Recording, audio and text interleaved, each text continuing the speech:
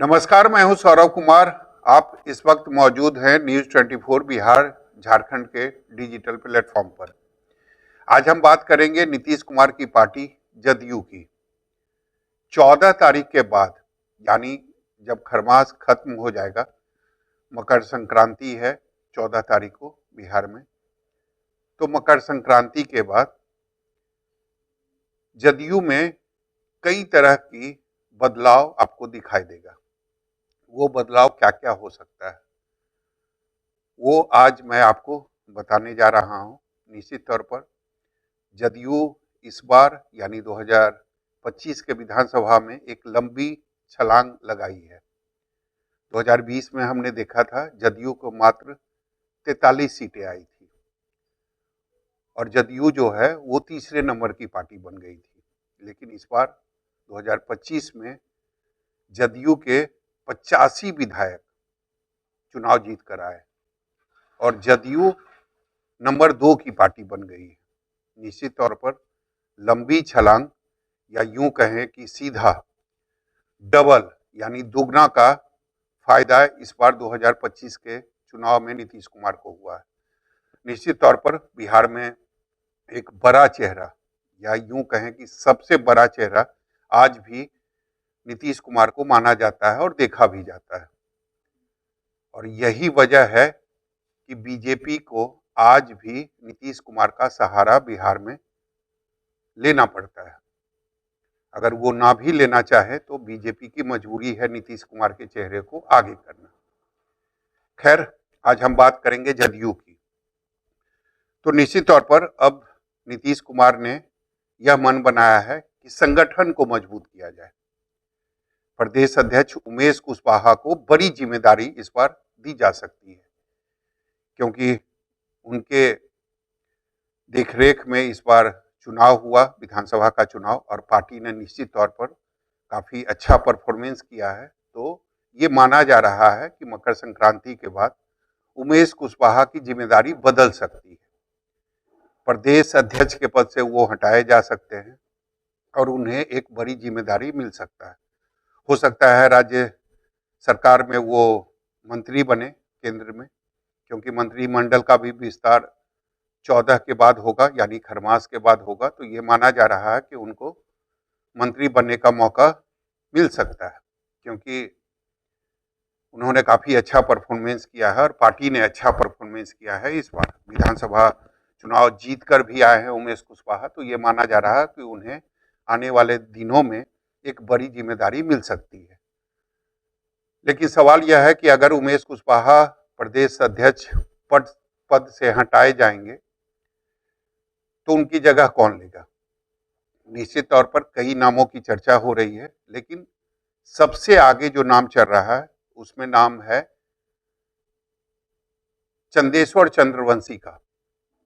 जहानाबाद के एमपी रह चुके हैं। हालांकि 2024 में जो लोकसभा का चुनाव हुआ था उसमें वो प्रत्याशी थे, उम्मीदवार थे, लेकिन वो चुनाव हार गए। 2025 के विधानसभा चुनाव में भी उनको प्रत्याशी बनाया गया, लेकिन 2025 के विधानसभा में भी वो चुनाव हार गए। लेकिन नीतीश कुमार के काफ़ी खासम खास माने जाते हैं। एम्बुलेंस घोटाले में जब वो सांसद थे तब उनका नाम भी आया था, लेकिन जांच के बाद फिर सरकार के तरफ से उनको क्लीन चिट दे दी गई। और नीतीश कुमार के काफ़ी खास हैं। सुनने को तो ये भी आया था कि जब नीतीश कुमार विधानसभा की टिकट उनको दे रहे थे तो उस समय उन्होंने कहा था कि आप चुनाव जीत कर आए, आपको हम मंत्री बनाएंगे। लेकिन वो चुनाव नहीं जीत पाए। तो अब ये माना जा रहा है कि उन्हें प्रदेश अध्यक्ष का पद मिल सकता है नीतीश कुमार की तरफ से। और मैंने जैसा पहले ही कहा कि वो नीतीश कुमार के काफ़ी खास माने जाते हैं। तो संगठन में ये बदलाव दिखाई दे सकता है कि उमेश कुशवाहा के जगह पे चंदेश्वर चंद्रवंशी को मौका मिल सकता है प्रदेश अध्यक्ष बनने का।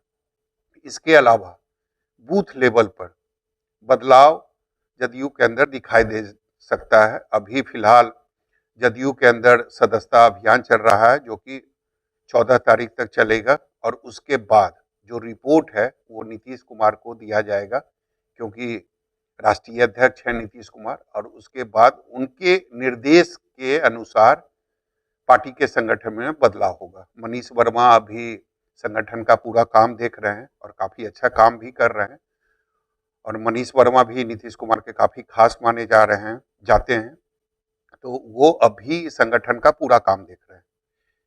एक खबर यह भी है कि आरसीपी सिंह की वापसी जो है वो जदयू में हो सकती है, क्योंकि ये माना जाता है कि आरसीपी सिंह जब जदयू में थे तो संगठन काफी मजबूत हुआ था, और संगठन के काम का अच्छा खासा अनुभव जो है वो आरसीपी के पास है। क्योंकि ये भी हमने देखा है कि आरसीपी सिंह जब राष्ट्रीय अध्यक्ष थे और संगठन का काम वो देख रहे थे, तो एक एक कार्यकर्ता और नेता को नाम से वो पुकारते थे, नाम से वो जानते थे, और सबका ख्याल वो रखते थे, सबका हाव भाव लेते थे। सब जब उनसे मिलने आते थे तो वो नाम लेके उनसे बात करते थे, ये भी कहते थे कि आपकी वो परेशानी खत्म हुई कि नहीं। इससे ये जाना जाता था कि आरसीपी हर कार्यकर्ता को अच्छी तरीके से जानते थे, पहचानते थे। तो ये भी खबर आ रही है कि आरसीपी सिंह की वापसी जो है वो जदयू के अंदर हो सकती है। ये चर्चा जदयू के अंदर भी चल रही है और बिहार की राजनीति में भी चल रही है।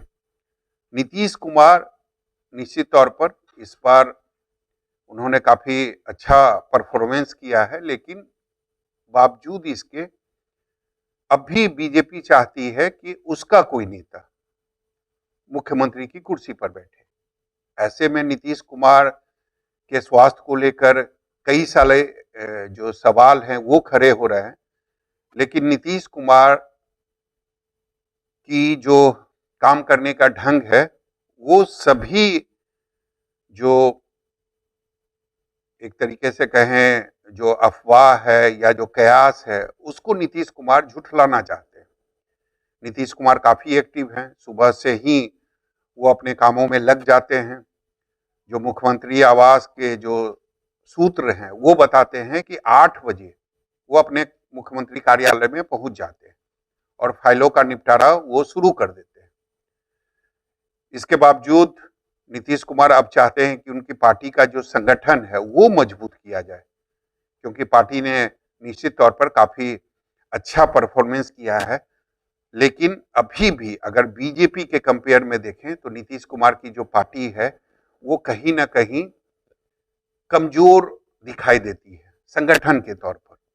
हालांकि सीटों में भी दूसरे नंबर की पार्टी है नीतीश कुमार की, जो जदयू है वो 85 सीट आई है, 89 बीजेपी ने जीती है, तो दूसरे नंबर की पार्टी जरूर है। लेकिन नीतीश कुमार अब चाहते हैं कि संगठन के तौर पर भी पार्टी को मजबूत किया जाए, तो हो सकता है आने वाले समय में कई जो बदलाव है वो जदयू के अंदर दिखाई दे सकता है।